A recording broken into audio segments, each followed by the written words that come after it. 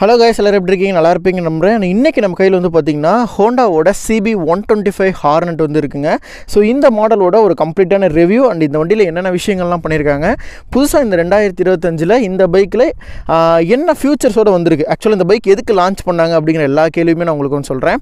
At the same time நீங்கள் ஒரு 125cc ஒரு நல்ல பைக் வந்து எதிர்பார்த்துட்ருக்கீங்க, உங்களுக்கு மைலேஜும் வேணும், பர்ஃபார்மன்ஸும் வேணும் அப்படின்னா உங்களுக்கு இந்த வீடியோ ரொம்பவே யூஸ்ஃபுல்லாக இருக்கும். ஸோ இந்த வீடியோவை ஃபுல் அண்ட் ஃபுல் பாருங்கள். ஏன்னா அப்போ தான் இதை தொடர்ந்து இதோட டெஸ்ட் ரிவ்யூமே வந்து சொல்லியிருக்கோம்.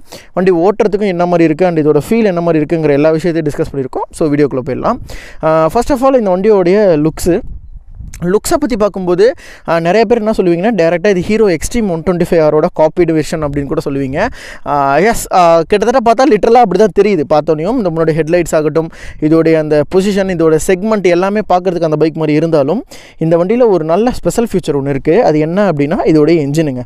ஸோ என்ஜினை பற்றி பார்க்கும்போது இந்த மாடல் வந்து பார்த்திங்கன்னா நமக்கு SP125 அண்ட் CB Shine 125 இருக்கு இல்லையா, ஸோ அதோடைய எக்ஸாக்டான அதே என்ஜின் தான் வந்து பார்த்திங்கன்னா இதுலேயுமே கொடுத்துருக்காங்க. பட் என்ன ஒரு வித்தியாசம் அப்படின்னா இந்த வண்டியோடைய அந்த டியூனிங் செட்டப், இன்றைக்கி லிட்டரலாக இருக்கக்கூடிய 125cc ஸ்போர்ட் கம்ப்யூட்டர்ஸ் எல்லாத்துலேயுமே வந்து பார்த்திங்க அப்படின்னா இந்த வண்டி தான் வந்து டார்க் வைஸ் வந்து ஒரு பெட்டரான மிஷின். நான் சொல்கிறது எப்படின்னா ஸ்போர்ட்டி கம்ப்யூட்டர் NS 125 இருக்குன்னு நீங்கள் வந்து சொல்லுவீங்க. NS 125 பொறுத்த வரைக்கும் உங்களுக்கு அது வந்து பார்த்திங்கன்னா கம்ப்யூட்டர் மாதிரி இருக்காது. அட் த சேம் டைம் அந்த என்ஜின் அவ்வளோ ஸ்மூத்தராகவும் இருக்காது. உங்களுக்கு பவர்ஃபுல்லாக ரொம்ப ரெவியாக இருந்தாலும் இந்த என்ஜின் வந்து பார்த்திங்கன்னா ஸ்மூத்தாகவும் இருக்கும். கம்ப்யூட்டர் செக்மெண்ட்டாகவும் நீங்கள் யூஸ் பண்ணலாம், டெய்லி டேக்கு யூஸ் பண்ணலாம். At the same time mileage ஆஸ்பெக்ட்ஸ்லையும் பார்க்கும்போது ரொம்பவே பெட்டராக இருக்கும். இந்த ஆஸ்பெக்ட்ஸ் எல்லாம் வச்சு தான் சொல்கிறேன். இதோட என்ஜின் வந்து உண்மையுமே ஒரு பெட்டரான ஒரு என்ஜினாக தான் எனக்கு தோணுதுங்க. ஸோ என்ஜினோட பவர் அண்ட் டார்க் அப்படின்னு பார்க்கும்போது 124cc engine. Power and torque figures நீங்கள் பார்க்குறப்போ 10.9 bhp பவரும் 11.4 Nm டார்க்கும் ப்ரொடியூஸ் பண்ணுது. எக்ஸ்ட்ரீமோட கம்பேர் பண்ணும்போது எக்ஸ்ட்ரீம் பவர் வைஸ் இதை விட பெட்டராக இருந்தாலும் டார்க் வந்து இந்த வண்டியோட கம்மி தான். பட் இந்த மிஷின் CB125 ஹார்னட்டை பொறுத்த வரைக்கும் நமக்கு பவரும் சரி டார்க்கும் சரி ரெண்டுமே வந்து பார்த்திங்கன்னா அந்த 11 ஈக்குவலாக இருக்கிறதுனால உங்களுக்கு ரோட்ஸில் அந்த டார்க் இனிஷியல் இருக்குது இல்லையா, நீங்கள் வண்டி எடுத்து மூவ் பண்ணுறீங்கல்ல, அந்த இனிஷியல்ஸ் ரொம்பவே சூப்பராக இருக்குது அண்ட் ரொம்ப பெட்டராகவும் இருக்குது இந்த வண்டியில். அதுதான் ஒரு பெரிய ப்ளஸ் பாயிண்ட்டு. இதை நீங்கள் இதே டார்க் வந்து பார்த்திங்கன்னா நீங்கள் ஷைன்லேயோ இல்லை SP125 நீங்கள் வந்து ஃபீல் பண்ண முடியாது. பட் இந்த வண்டியில் நீங்கள் அந்த இனிஷியல்ஸ் வண்டி எடுத்தோன்னே நீங்கள் மூவ் பண்ணுறீங்க இல்லையா, அந்த டார்க்ஸ் வந்து உண்மையுமே சூப்பராக இருக்குது. 6 ஸ்பீட் கியர் பாக்ஸ் கிடையாது, 5 ஸ்பீட் கியர் பாக்ஸ் தான் கொடுத்துருக்காங்க. அதே நார்மலான நமக்கு வந்து ஏர் கூலிங் என்ஜின் தான் வந்து கொடுத்துருக்காங்க. Programmed fuel injection. ஸோ ஸ்பெசிஃபிக்கான ஃபியூச்சர்ஸ் அப்படின்னு பார்க்கும்போது இந்த வண்டியில் பொறுத்த வரைக்கும் TFT கன்சோலோட அந்த ஒரு கன்சோல் மீட்டர் தான் வருது. என்ஜின் ஸ்பெக்குன்னு பார்க்குறப்ப அந்த சைலண்ட் ஸ்டார்ட் சிஸ்டம்னு சொல்கிறாங்க இல்லையா ஹோண்டாவில், அதே டெக்னாலஜி இந்த பைக்லையுமே வந்து கொடுத்துருக்காங்க. ஸோ இந்த வகையில் பார்க்கும்போது என்ஜின் நல்ல ஸ்மூத்தராக ரொம்பவே காமாக, கியர்லாம் நல்லா ஷிஃப்ட் ஆகுது, கிளச்சுமே வந்து பார்த்திங்கன்னா அவ்வளோ லைட்டராக ஃபீல் ஆகுது. ஸோ என்ஜின் காம்போனன்ட்ஸ்னு பார்க்குறப்ப இந்த வண்டி டெக்னிக்கலாக பயங்கர ஸ்ட்ராங்காக இருக்குது. அதே விஷயத்தை நீங்கள் ரைட் பண்ணும்போதுமே கூட இந்த வண்டியோட ஓட்டுற ஃபீல் வந்து பார்த்திங்கன்னா ரொம்ப சூப்பராக இருக்குங்க. ஸோ இதோட வீல்ஸ் பிரேக்ஸ்லாம் நம்ம வந்து டிஸ்கஸ் பண்ணும்போது இந்த வண்டியை பொறுத்த வரைக்கும் சிங்கிள் டிஸ்க் வேரியண்ட் தான் இப்போதைக்கு இருக்குது. ஒரே ஒரு ஸ்டாண்டர்ட் வேரியண்ட் தான் வச்சுருக்காங்க. டூயல் டிஸ்க் மாடல்லாம் கிடையாது. மேபி ஃபியூச்சரில் டூயல் டிஸ்க் மாடல் வரலாம். பட் இப்போ வந்து பார்த்திங்கன்னா சிங்கிள் சேனல் ABSோடு இருக்கக்கூடிய சிங்கிள் டிஸ்க் மாடல் மட்டும் தான் அவைலபிளாக இருக்குது. இந்த வண்டியில் வந்து பார்த்திங்கன்னா சிங்கிள் சேனல் ABS வரும். ஒரே ஸ்டாண்டர்டாக நீங்கள் எடுக்கும்போதே சிங்கிள் சேனல் ABS தான், நான் ABSங்கிற மாதிரி 2 மாடல்லாம் கிடையாது. ஒரே ஒரு மாடல் தான் உங்களுக்கு சிங்கிள் சேனல் ABSோட இந்த மாடல் வந்து வருது. அதே மாதிரி பெட்டல் டிஸ்க் பிரேக்ஸ் வந்து கொடுத்துருக்காங்க. நல்லா கட்டிங் டிஸ்க் பிரேக்கோட வரும். பிரேக்கிங்கோட பஞ்ச் ரொம்பவே சூப்பராக இருக்குது. என்டியூரன்ஸோட அந்த ஒரு மாஸ்டர் சிலிண்டர் தான் யூஸ் பண்ணியிருக்காங்க. நிசின் கேலிப்பர்ஸ் முன்னாடி வந்துட்டு இருந்துச்சு. ஸோ இப்போ வந்து பார்த்திங்கன்னா என்டூரன்ஸ் கொடுத்துருக்காங்க. இன்னொரு பெரிய அப்டேட் அப்படின்னு பார்த்தீங்கன்னா 125cc செக்மெண்ட்லேயே ஒரு ஃபர்ஸ்ட் டைம்னு கூட சொல்லலாம் USD ஃபோக்ஸ் கொடுத்துருக்கிறது. கோல்டன் USD ஃபோக்ஸ் கொடுத்துருக்காங்க. எக்ஸாக்டாக இது வந்து பார்த்திங்கன்னா நம்ம ஹார்னட்லேயும் அதே மாதிரி 2.0 CB200X அந்த பைக்கில் இருக்கக்கூடிய அதே USD ஃபோக்ஸ் தான் எனக்கு ஃபீல் ஆகுது. சாஃப்ட்ராலாம் இல்லை, ரோட் பேஸ்டான சஸ்பென்ஷன் அப்படின்னு கூட சொல்லலாம். பட் USD அப்டேட்டுங்கிறது நல்லாயிருக்கு. ரியரில் வந்து டயர்ஸோட சைஸ் நான் வந்து மிஸ் பண்ணிட்டு பாருங்கள். டயர்ஸோட சைஸ் பார்க்கும்போது MRF டயர்ஸ் யூஸ் பண்ணியிருக்காங்க. முக்கியமாக இதில் வந்து பார்த்திங்கன்னா 80/100 section tyre, 17 inches wheel size ஃப்ரண்ட்டில் யூஸ் பண்ணியிருக்காங்க. அலாய் வீல்ஸோட டிசைன்ஸ்லாம் பார்க்கும்போது அந்த ஸ்டார் ஷேப் அலாய் வீல்ஸ் கொடுத்துருக்காங்க. நல்லா ஸ்போர்ட்டியராகவும் இருக்குது. அட் த சேம் டைம் அந்த கலர் ஆப்ஷன்ஸ்னு பார்க்குறப்போ உங்களுக்கு இதில் ஒரு 4 கலர் ஆப்ஷன்ஸ் வருது. அதில் நம்ம பார்த்துட்டு இருக்கிறது ப்ளூ கலர், பிளாக், அதுக்கப்புறம் ரெட் அண்டு ஃப்ளூரசன்ட் ஒரு மாதிரி எல்லோ கலரில் மாதிரி ஒரு கலர் வந்து வருது. ஸோ எனக்கு ரொம்ப பிடிச்சிருக்கிறது வந்து பார்த்திங்கன்னா Black and Red and Blue இது மூணுமே ஓரளவுக்கு நல்லாயிருக்கும் பார்க்குறதுக்கு. அந்த MT-15ஓட ஃபீல் வந்து பார்த்திங்கன்னா உங்களுக்கு கிடைக்கும். ரியரோட டயர்ஸ்லாம் பார்க்கும்போது 110 செக்ஷன் வந்து கொடுத்துருக்காங்க. 120 செக்ஷன்ஸ் மேபி ஃபியூச்சரில் வரலாம். ஆனால் இப்போது வரைக்கும் 110 section per 17 inches wheel size கொடுத்துருக்காங்க. சேம் MRF டயர்ஸும் யூஸ் பண்ணியிருக்காங்க. இந்த Zapper C அப்படிங்கிற டயரு. ஏன் இந்த டயரை மென்ஷன் பண்ணி சொல்கிறேன்னா, இது உண்மையுமே ரோட் கிரிப் வைஸ் சூப்பரான ஒரு டயருங்க. நம்ம பல்சர் சீரிஸ் பார்த்துட்டு இருந்தோம் இல்லையா, பல்சர் சீரிஸில் வந்த அதே டயர்ஸ் தான் வந்து இது. ஸோ ரொம்பவே நல்லாயிருக்கும். அட் த சேம் டைம் நமக்கு ரோட் கிரிப் பெட்டராக இருக்கும். நல்ல ஒரு ஃபீல் இருக்கும், ரைடிங் ஃபீல் நல்லாயிருக்கும். கார்னரிங்லாம் ரொம்பவே சப்போர்ட் பண்ணும். ரியரோட அந்த டேஞ்சர் லைட் பார்க்கும்போது இது வந்து பார்த்திங்கன்னா நியூவாக டிசைன் பண்ணியிருக்காங்க. அண்ட் ரொம்பவே நல்லா இருக்குது. லைட்டாக அந்த பார்க்குறதுக்கு வந்து அந்த எக்ஸ்ட்ரீமோட அந்த ஃபீல் தான் பேக்லேருந்து கிடைக்கிது. இண்டிகேட்டர்ஸ் நாலுமே வந்து பார்த்திங்கன்னா ஹாலஜன்ஸ் கிடையாது, எல்லாமே எல்இடிஸ். இந்த வண்டியில் full and full LEDs. Halogen அப்படிங்கிற ஒரு விஷயமே கிடையாது. ஸோ டெக்னாலஜி வைஸ் நல்லா அப்கிரேட் பண்ணியிருக்காங்க. ஓட்டுறதுக்குமே நல்லா இருக்குது. அந்த யூசேஜும் நல்லா இருக்குது. ஏன்னா இதோட அந்த இண்டிகேட்டர்ஸ் எல்லாமே நம்ம ஹார்னெட்லேருந்து வந்தது தான். சைடோட ஸ்விங் ஆர்ம்ஸ் எல்லாமே பார்க்கும்போது அந்த பாக்ஸ் ஷேப் ஸ்விங் ஆர்ம் வந்து கொடுத்துருக்காங்க. நல்ல சாரி கார்டுக்கு ப்ரொடெக்ஷனாக கொடுத்துருக்காங்க. இந்த வண்டியில் ஸ்டார்டிங் சைஸ் அந்த ஒன் சைடு உட்கார சாரி கார்டுமே வரும். நீங்கள் அதையுமே வந்து ஃபிட் பண்ணிக்கலாம். ஆனால் பில்லியன் ரைடர் அப்படின்னு பார்க்கும்போது அந்த சீட்டோட சைஸை பாருங்களேன், ரொம்ப சின்னது. ஸோ இதில் வந்து கண்டிப்பாக சிங்கிள் சைடு உட்கார்றதுங்கிறது பயங்கர டஃபராக தான் இருக்கும். பில்லியன் கிராப் ரயில் வந்து டிசைனோட அப்படியே மெர்ச் பண்ணி இங்கே கொடுத்துருக்காங்க. பட் இது நல்லா இருக்குது. இருந்தாலும் பில்லியனோட சீட்டோட குஷனினஸ் கூட ஓகே, ஆனால் சீட் ரொம்ப சின்னதாக இருக்குது. டபுள் சைடு உட்கார்றவங்க வெயிட்லெஸ்ஸாக இருந்தாங்கன்னா ஓகேவாக இருக்கும். பட் கண்டிப்பாக லாங் டிரைவ் அப்படிங்கிற விஷயம்லாம் ரொம்பவே கஷ்டமாக தான் இருக்கும். சிட்டி யூஸ் அண்ட் லோக்கல் யூஸ்க்கு இந்த சீட்ஸ் ஓகேவாக இருக்கும். பட் ஆனால் அப்படியே ஆப்போசிட் ரைடர் சைடுங்கிறது, ரைடர் சீட்டுங்கிறது பயங்கர ஒய்டராக இருக்குது. ஈவன் ஹார்னெட்டை விட இந்த சீட் வந்து பெருசு. அட் த சேம் டைம் இதோட குஷினியஸும் நல்லா இருக்குது. நல்ல தை சப்போர்ட் இருக்குது, பேக் சப்போர்ட் இருக்குது, எல்லாமே இருக்குது. ரைடர் சீட் ரொம்ப சூப்பராக இருக்குது. பில்லியன் சீட் வந்து டிசைன் ஆப்ஷனாக தான் கொடுத்துருக்க மாதிரி தெரியுது. கம்ஃபர்ட்னஸ்ன்னு பார்க்குறப்ப எனக்கு தெரிஞ்சு ரைடருக்கு நல்லாயிருக்கும். பட் பில்லியனுக்கு கண்டிப்பாக ஆவரேஜாக தான் இருக்கும்.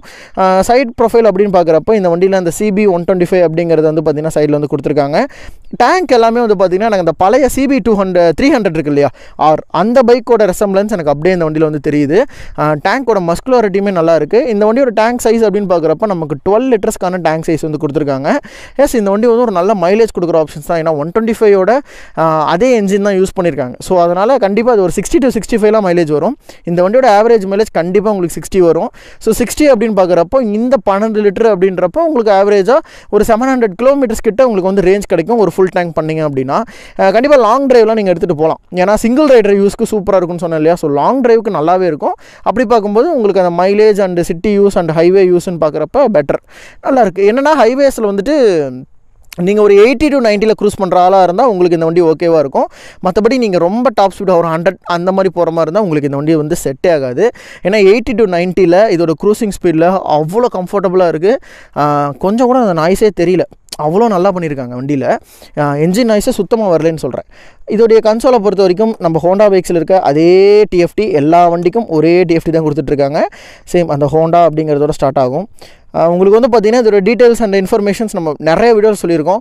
சேம் இதில் பேசிக்காக என்னென்ன இருக்குன்னா டாக்கோமீட்ரு, ஸ்பீடோமீட்ரு, நியூட்ரல் இண்டிகேஷன்ஸ், இந்த கியர் போஸ்ட் இண்டிகேட்டர் காட்டும், சைடு ஸ்டாண்ட் இண்டிகேஷன்ஸ் காட்டும். மொபைல் வைஸ் பார்த்திங்க அப்படின்னா ஃபியூவல் இண்டிகேஷன்ஸ் காட்டும், டிஸ்டன்ஸ் டு எம்டி, ஓடோமீட்டர் எல்லாமே காட்டும். இதில் வந்து நீங்கள் வந்து பார்த்திங்க அப்படின்னா ஃபியூவலுக்கான ரேஞ்ச் எவ்வளோ போகுது அண்ட் ட்ரிப் ஒன் ட்ரிப் டேக்கான அந்த இது செட்டிங்ஸில் வந்து பார்த்திங்கன்னா டிஸ்பிளே செட்டிங்ஸ் எல்லாத்தையும் நீங்கள் வந்து பார்த்துக்கலாம்.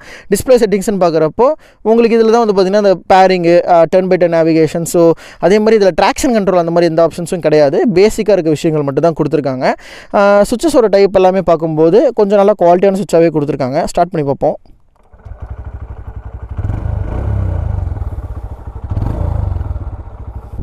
ஸோ எக்ஸாஸ்டோட சவுண்டெல்லாம் பார்க்கும்போது நல்லா ஸ்மூத்தராகவே இருக்குங்க. அந்த அதே சேம் டைம் இந்த எக்ஸாஸ்ட்டில் வந்து பார்த்திங்கன்னா ஒரு பீட்டுமே இருக்குது. கொஞ்சம் அந்த குடு குடு குடுன்னு ஒரு மாதிரி வர அந்த பீட் நல்லாயிருக்கு.